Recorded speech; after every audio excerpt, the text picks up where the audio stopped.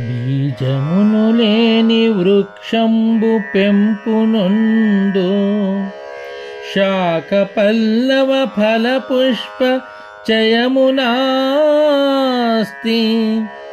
ఇక లేనట్టి కాకంబు జోకనుండు, ఇది గదా జీవ జగము లయింపు విధము.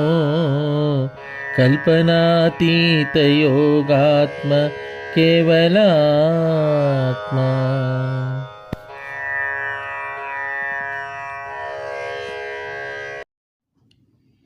బీజమును లేని వృక్షంబు పెంపునందు,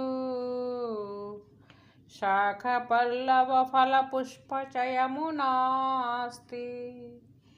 ఈక లేనట్టి కాకంబు చోకనుండు, ఇది గదా జీవ జగములయింపు విధము. కల్పనాతీత యోగాత్మ కేవలాత్మ. జై గురుదేవ. శ్రీ గురు బాలరామ పండితుల వారిచే విరచితంపైన కేవలాత్మ శతకమునందు 56వ పద్యం. ఈ పద్యంలో గురుదేవులు లేకనే ఉన్నటువంటి భ్రాంతి ఎలా ఉంటుంది అనేటువంటి భావాన్ని సుస్పష్టంగా తెలియజేస్తున్నారు. మూలము లేకనే ఎలా అంటే బీజమును లేని వృక్షంబు పెంపునందు, విత్తనమే లేదు, అయితే అది దిశలా వ్యాపిస్తూ ఉన్నది. అది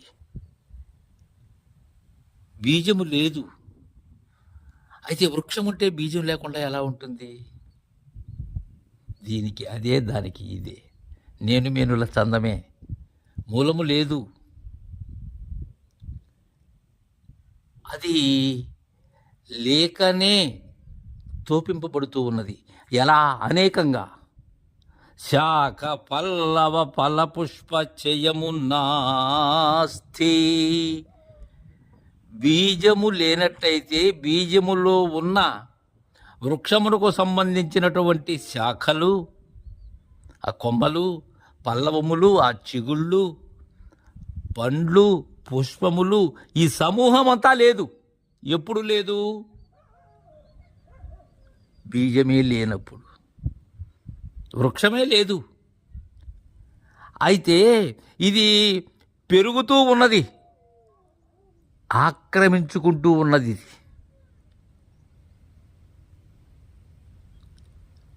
అయితే ఎలా ఉన్నది? ఈక లేనట్టి కాకంబు జోకనుండు. కాకి అంటే ఈకలతో కూడినటువంటి దానిని కాకి అంటారు. ఏ పక్షి అయినా సరే, పక్షికి ప్రధానంగా దాని శారీరక ధర్మశాస్త్రం ప్రకారం దానికి ఈకలు. ఎందుకంటే అది ఎగరాలన్నా పరుగిడాలన్నా దాని యొక్క ఉనికి కావాలి అంటే దానికి ఈకలు ఉండాలి. అయితే ఈక లేకపోతే దాన్ని కాకి అని ఎలా? జోకనుండు ఆకృతితో ఉంటుంది, అలా పడుచూపుతూ ఉంటుంది. ఏకేమో లేదు కానీ కాకి, బీజమేమో లేదు కానీ వృక్షం, అన్నీ ఉన్నాయి. ఇవి ఎంత లోతుగా అవగాహన కావాలి అంటే, మూలము అనేది లేదు. ఎక్కడ లేదు మూలం? విచారించినప్పుడు మూలం లేదు, గుర్తెరిగినప్పుడు గుర్తు లేదు, గుర్తురహితమైన దానిలో గుర్తు లేదు. అయితే ఆకారం కనబడుతూ ఉన్నది కదా, ఆ కనబడేటువంటి దానికి మూలము లేదు అని చెప్పేందుకే ఇంత. అయితే ఇది గదా జీవ జగము లయింపు విధము,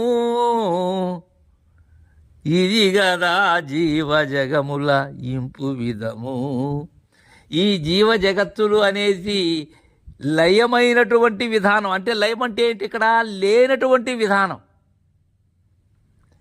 లేకనే ఉన్నట్లుగా బీజము లేకనే వృక్షములో శాఖ పల్లవ ఫలపుష్ప సమూహములతో ఎలా ఉన్నదో తద్విధానంగా. అయితే ఈ బీజములోనే ఇవన్నీ ఉన్నాయి. అయితే మూలమున్నదా? ఈ సమూహం అంతా లేనిదే నాస్తి. ఎలా నాస్తి? ఈక లేనటువంటి కాకి వలె నాస్తి. ఇది కదా జీవ జగత్తు లయించేటువంటి విధానం, లేనటువంటి విధానం. ఇక్కడ లయం అంటే లేకపోవటమే, ఉన్నట్లుగా భ్రాంతి. ఇంకా ఇది కదా జీవ జగత్తులు మనల్ని భ్రమ చెందించేటువంటి విధానం అని తెలియజేస్తూ ఉన్నారు. కల్పనాతీత యోగాత్మ కేవలాత్మ. జయ గురుదేవా.